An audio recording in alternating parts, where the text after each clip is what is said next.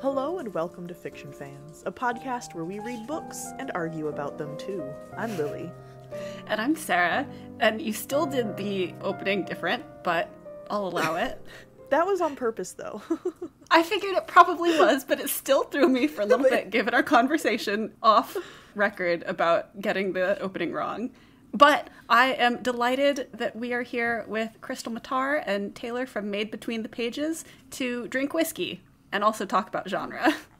I guess me waving doesn't help for podcasting, but I waved. Hi. Hi. Delighted to be here. Thank you both so much for coming on. Yeah, I know Krystle's been here multiple times. This was like another home for her, but I am honored to be on for the first time. We've hung out before in my whiskey and books lives, which are just chaos incarnate, and we don't even try to have a topic. Yeah.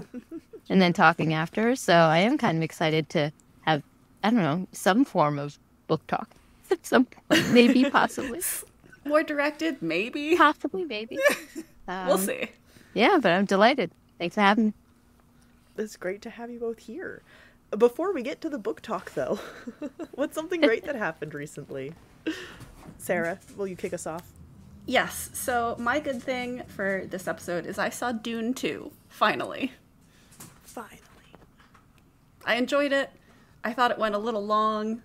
We are going to have an in-depth discussion with C.M. Kaplan about it. But overall, it was fun. I haven't even seen Dune 1 yet, but I've heard incredible things about both. From everyone, really. They're beautiful movies. They're very pretty. I like pretty things, as my shelf will evidence. Yeah. I liked them both. The second one had more worms, which was a marked improvement. I think I've just changed my good thing on the fly, because I just got an excellent screenshot of Sarah with her two little pugs, like, just off to the side, perfectly framed, and they're not usually sitting over there, so it's delightful, and now I'm going to keep that forever. You're welcome. And they're moving, too. It was just a fleeting moment, but I got it. Well, Mr. Squeak is probably going to stay there because she will jump off the couch because she overheats, and they get angry at me that she's not on the couch and glare at me from a distance. Snorri, he knows how to get himself up. Your job is to make it so they can be at two places at once. You didn't know this, Sarah? You're falling down. I know. I really am. Known as, like, having had pugs in her life for so long. She should have known that this was part of the deal. I should have. You're entirely right. Well, how about either of you? Something great that happened recently? Let's see. I can do one non-book related and one book related. Let's do that. So, non-book related is I went to upstate New York to see some family, and I have some family members that live in Buffalo. So first we went to my grandmother's house and went to Buffalo to see the eclipse. And it's like a full eclipse area. So yeah, you were in the total area. Yeah. That was really cool. Yeah. So it was awfully cloudy. Like the thickest clouds were where the sun was. So we were like, why do we even have these glasses? We don't need these. But the good moment was during the full eclipse, there was one little tiny hole in the clouds. And we saw it for a couple seconds. So the clouds gifted us at least cool. That one moment. Of course, none of us were wearing our glasses, so we're all just looking up at it, you know, like. So we probably all just burned our eyes out. But yeah, it was great. And then book related would be I finally read Winnie the Pooh, and I adored it. Yeah, I saw that. Yeah, I've watched The Adventures of Winnie the Pooh a million times, and I think I convinced myself that I had also seen them. Like, read the book because I saw it so many times as a kid. Like, I could probably recite it. And then I realized I actually hadn't read the book. So I kind of took the time to do it, and it was fantastic. I love it. 5 gajillion stars. Taylor very kindly reminded me what my good thing was that I also went on a road trip to see the total eclipse. And our cloud cover was a little bit lighter. Like, we could see the totality even through the clouds. But the funny thing was that if we had the glasses on, we couldn't see it just because the cloud cover was enough to block it with the glasses. So the entire park of like probably several hundred people all took our glasses off. So, you know, my eyesight wasn't that good anyway, so whatever. That was my thought vision. process. Really That was my cool. thought process. Like, it can't be that much worse. Can't get that much worse, can it? Yeah, and it was really cool. Like, half of the experience was obviously the natural phenomenon. Like, I was surprised how dark it got, and I was surprised how cold it got, and then almost immediately after it started getting warm again. Like, it was probably like a 5-degree drop, right? And then, but the other half of the experience was being like in the midst of that much joy. Like, there was an audible gasp the moment the eclipse went total, and like people were cheering, and it was just like, you know, after everything we've been through collectively, it was really nice to stand in a space of joy for a change. Yeah. Oh, Like, I it kind of definitely restored me agree. a little bit. Oh, I agree. Yeah. We were all like disparate enough that we couldn't see each other, but we heard like, woo, you know, from all the different like Yeah. housing complexes nearby and stuff. It was pretty cool. But there's this one poor sod who was like, Yeah. he yells, "I waited this whole time and I missed the 1 minute." So he must have gone in to pee or something. Oh, Yeah, I was like, Oh, That's unfortunate. very much so. what is everyone drinking this evening? Alright. Let's I see. started with Guinness, and then I'm blaming Sarah and Taylor that I also have whiskey, so we're gonna see how I balance this. I am right now finishing up a rye. Oh my god, why am I just blanking on what it's called? I love it. I had the bottle upstairs and I was like, all ready to show you guys, and I didn't bring it down. Well, it's Redwood Empire, but they're rye. Oh, okay. Green Giant or something like that. It's fantastic. Love it. Yeah, I think I've seen the label. At Yeah. least. Somebody in the group has had that before. It's like a lumberjack, like big giant Yeah. lumberjack. Yeah, I can't remember the name right now, but it's delicious. But this is the last little bit. So then I don't know what this is, but my dad had it. Clyde Maze. So Ooh, I'm nice. a bourbon fan, so I'll give that a shot. Did I finish that? You're with Lily on that one, I think. If I Mhm. remember correctly. Yeah. Yes, indeed. Yeah. Yes. And then just for funsies, I want to mention a beer I bought earlier today, which was called what was the pun? I don't want to ruin it. It's a pun on Bilbo Baggins. I have to go get it now. I'll be right back, and I'll tell you guys. Well, while Taylor is figuring out her beer pun, I am drinking Port Charlotte heavily peated Isla single malt Ooh, jealous. in your honor. Jealous. In Thank your you. honor, Krystle. I appreciate that. Sounds awful. I'm having my. Forgive you, Taylor. I'm having my favorite Irish whiskey other than Writer's Cheers. It's called Sexton, and it's one of those things that I bought because the bottle is so cool. It's got like a skeleton riding a horse and buggy on the side, and the horse is also like it's all the vibes that I like. And it's got like the really old-fashioned style typesetting where like there's 16 different fonts on the bottle and everything, which is kind of a dumb reason to buy whiskey, I'm aware, but But it I also mean, happens to also really be good. That's how you find the you good could- stuff. yeah, if you Yeah. can buy wine based on the label, you can buy whiskey guess. based on the label. Yeah, I agree. Thanks, Sarah. This one. Pillsbo Baggin. That's amazing. Okay, that was worth the wait. So I was like, this is coming home with me. Yeah. So That is incredible. We'll have to hear from you later if it was good or if it was a label buy. I'll let you know. I'll let you know. Well, I am the hydrated one of the podcast this evening. I'm drinking good old H2O. I also Healthy. I swear. I should probably drink more of it. I mean, that's probably the better life decision to make, to be honest. Yes, it is. It's really just because I didn't have time to go to the store.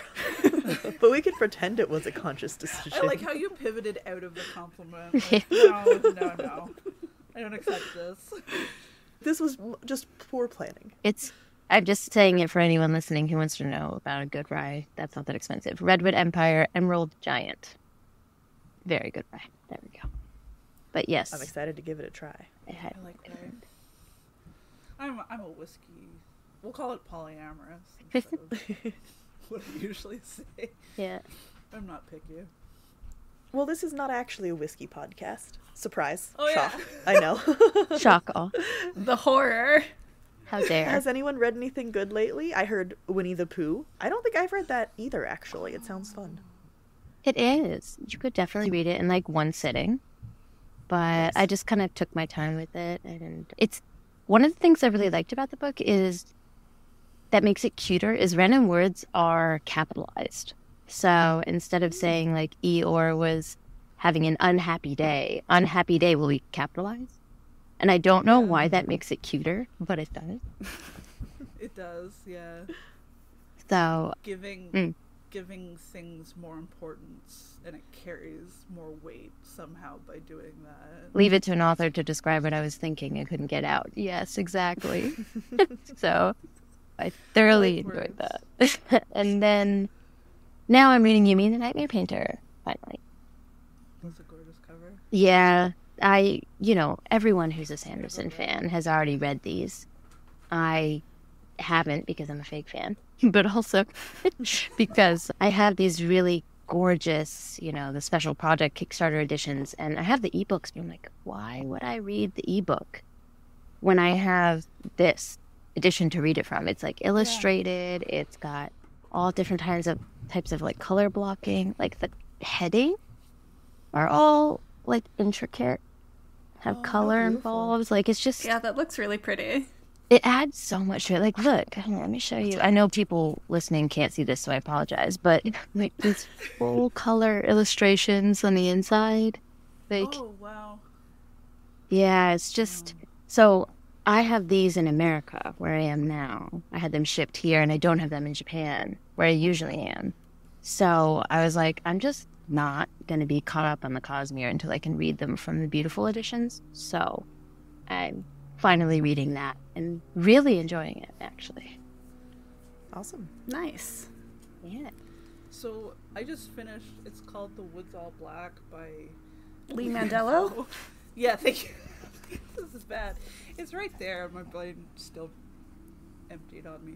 But yeah, so it's his latest novella, and it's set in the 1920s, and the two characters are trans men. And so it deals with like a lot of religious trauma, but also like surviving it and I don't know, getting revenge on the situation. And then a little dash of monster fucking at the end, and it was so good. And I'm like, it's one of those books where it's so good that I'm angry, because it's like, oh, how dare you do this in my presence and make me bolder as a writer. How dare you subject me to this? Yeah, I really liked it. I had to like read it really slowly because it's such a tiny little novella, and I was like, I can't handle this being over. Is Lee Mandello primarily a horror author? Yeah. Yeah, okay. Yeah, so he'll do like a little bit of fantasy or a little bit of sci-fi, but mostly it's horror. Yeah, like his novel is a ghost. It's like a gothic haunting / love story, and then the second one leans more sci-fi. I think like it has something to do, I have it, but I haven't read it yet. It has something to do with like scientists have figured out how to commune with wolves, I think, ? And then this one was definitely horror theme, but it was like a period piece. So he'll jump around with his extra genres, but definitely rooted in horror.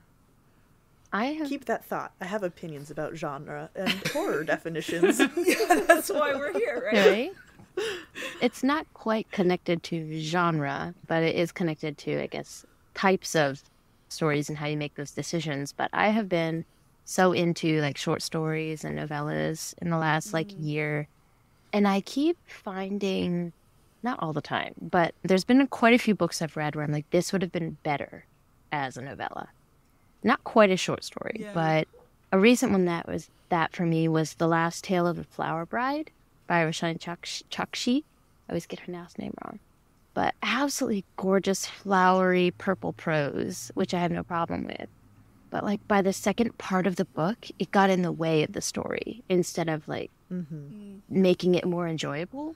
And it also gave more opportunities for like metaphors to be repeated or motifs to be used too much. There was one metaphor about moonlight rippling like laughter, and I'm like, none of that does not work. So there were a couple things that like, and then if it hits a couple times, and it then hurts more, I think. Exactly, and it pulls you out. So I was listening to the audiobook. I was reading it for like a private book club that I do, and all of us were like, started out good, should have been novella. And I feel like I've encountered that a lot. Was this specifically a case of it should have been a novella because the language detracted from your enjoyment as it went on, or the story did not have enough substance to it? I think it's both. So the story at its core is like a mystery between what happened between these two childhood friends. And I do think that the mystery part it's okay that it was drawn out, but it didn't need to be drawn out that long. And then I think that the language exacerbated how long it felt. So it might have only been like 2 extra pages, but it felt like 4. So I think that it was a kind of a combination of those two things, where I think if it had been a novella, I would have been struck by, what was left to be said, leave some stones unturned kind of thing. But it felt like maybe Chakshi didn't want to leave anything unsaid, and maybe she should have in this case. It's kind of how I felt.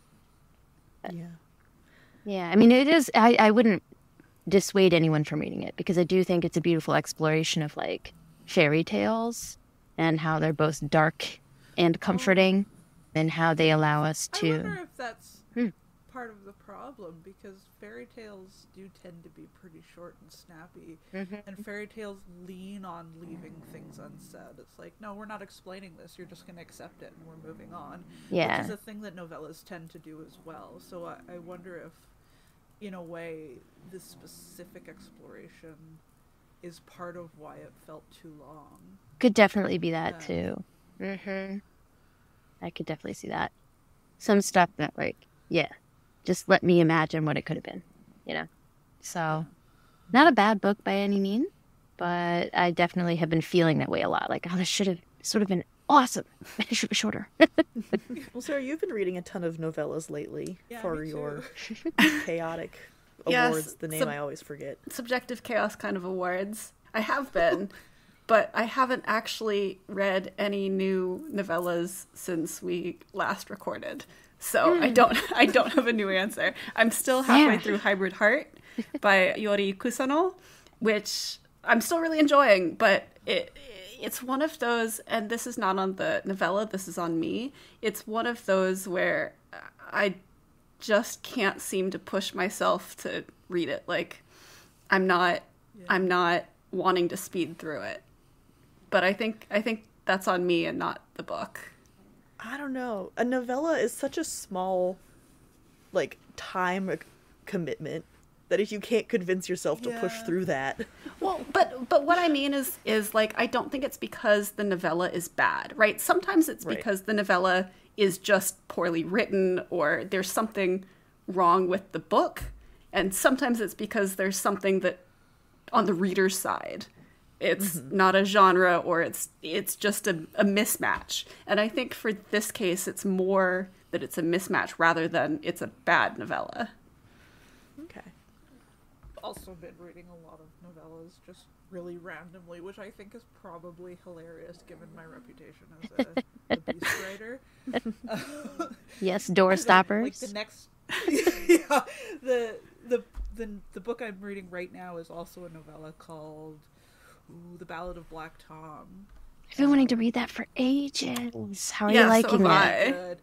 I'm halfway through it, and it's got that sense of like, at first we were reading about a man who lived in New York, or who lives in New York. It's also 1920s themed. I'm kind of having a hyper focus on this. And like the first couple of chapters is he's a man that lives in New York, and then like just bam, things start being told to us that it's like, wait, hang on, what? But then we keep rolling, and it's like we have to just accept that he's done this. He's made this deal over a magic book, and now he's in a mansion that can see through reality. And it's just like, and it's that sense that I think Taylor was wanting from the book that she had mentioned, where it's just like, you have to accept this. We're not lingering here. We've got other things to do and not very many pages to get there. And it gives it a sense of absolute crushing dread. And then when he comes home and blah, blah, blah, blah, spoiler, happens, we're like, oh no, something bad has happened, even though there's no reason to believe that. It's just that he's built so much anxiety in 40 pages, 50 pages, and then the bad thing has happened. And it's just like, oh, I see. We're here for a minute. And it's so effortlessly built and in such a short amount of time. And I'm so fascinated with that skill at the moment, which is totally not at all what we're talking about. Well, I'm gonna double down on us going off topic. Just saying that, like, with one of the reasons I wanted to read it is I think it was P. Jelly Clark who mentioned it at one point. And Okay. Clark I've interviewed him on Patreon, right? He's just a master. Him and Ken Liu have ruined short stories and short fiction for me because they're so good at it. And like you described, that small page count, being able to pack so much in there, and yet I have a full sense of place, a full sense of the vibes of the area. Like you said, you can build dread, you can build a sense of comfort in such a short time. I don't know how they do it, but once you find someone good at it, and yeah. And I mean, I still have the other half and change to go, but really I can't imagine it going badly. Like I feel in my time as a reader and as a writer, I can tell when I'm in good hands. Mm-hmm. And even if it doesn't go the way I expect, I can tell that it's going to go the right way, even if I don't see what that is or see it coming. And this is one of those stories where, like, if I wasn't here right now, you know, I'd be there studying this, because it's brilliantly done. So I definitely recommend it. Although I think that's also a horror one, and so I don't know.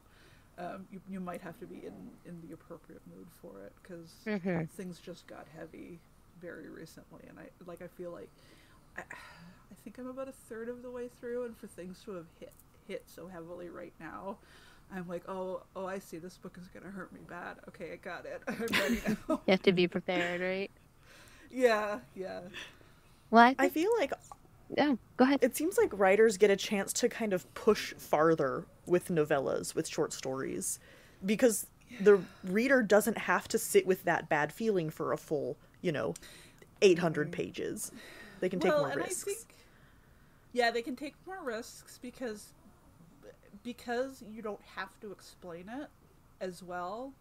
It lets more things stay unsaid. And I think some of these things, if you tried to explain it in the course of like a larger word count of a novel, and you tried to do the world building to support it, it wouldn't make sense anymore.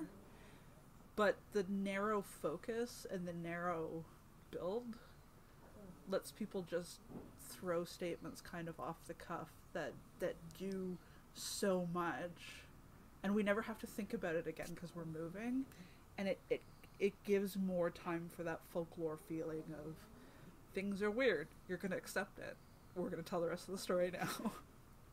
Well, I think the weird part is part of it also, but something that Clark does that I love is, like in his Tramcar, The Haunting of Tramcar 015, it's a very specific story about a haunted tramcar, but as the characters are walking through the streets, they see these protests in order to give women the right to vote. But we don't go into those protests. But because these people walk past them, you get a sense of place, where the society is. And you kind of want a story that might involve that. It also lets the author kind of maybe see where interest might be. They could do another short story from someone in that crowd. So he's just very good at, like you said, throwing something in there that doesn't need a full explanation, but you're like, oh, okay, I see that there's potential for this thing. Yeah, he's another writer that I really want to... I need more time in the day, man. Like... Yeah, well, Petition to make it a secret 8th day of the secret week. eighth is what I was going to Yes, say. please. Yeah. Right? So we'll allow you to wrangle us back. Apologies. No problem at all. I was like, can we like really quickly just pivot to being about like stories and format and length instead? But I don't have any notes for that, so we're gonna have to wait until next time. Yeah, well, I'll be there. we've wormed our way back in for another one. Perfect. But this is sort of a follow-up conversation to the live stream that we did a couple of weeks ago. It was a couple of months ago Yeah, it at was this point. January. It was in January. Where we As were talking painful as that about is. genre definitions and how personal they can be. And yeah, we started talking about it, and there's always more to say. But before we go too far, I just wanted to ask, have you ever heard someone describe a work that you're familiar with and use a description or a genre that just was so incorrect it made you angry? Oh, that's a good question. That is a I good get question. an adjacent feeling of like where people say, you know, I didn't like this fantasy book because there's magic in it, and I'm like, bro, it's a fantasy book. What did you want? You know what I mean? Where Yeah. and not that specifically, but like hating on things that are such a tenet of the genre that how could you have expected anything else, and then writing a scathing review about how much they hate the genre, and it's like, why are you here then? And that drives me nuts. This romantasy What? book had kissing in it, and I didn't Yeah. like it. Exactly. Yes. Yeah, exactly that. I think I have a kind of similar answer to basically what Sarah just said, is I don't necessarily have a moment where someone like presented me with a definition and I was like, absolutely not. But I have heard, I think probably romance and how that relates to fantasy. I've heard many people, I don't know how to word this, but they don't understand how those two worlds can collide in different ways. So it's like, Yeah. ew, this has kissing, it can't be epic fantasy. Or, you know, it has a romance subplot, therefore I'm not interested 100%. Whereas I think the lines have been blurred between what a romantasy is, I guess is what I'm trying to say. What romantasy and then fantasy with Yeah. a romance plot is. Like those kind of, they serve different purposes. And I think those lines have been blurred to the extent where people are missing out on books they could really enjoy because of what they're assuming it's about. That probably wouldn't have been called romance, you know, 15 years ago when we were still reading and writing books with the exact same amount Yeah. of kissing. We just didn't market it at that time. Mhm. Yeah. Well, I mean, you know, in the same way that Krystle, I would never go up to a usual fantasy reader who does contemporary romance and say, you should read The Tainted Dominion. Like, I wouldn't do that to them, you know. Yeah. But there's obviously romance and love have a very important key role to play in your world.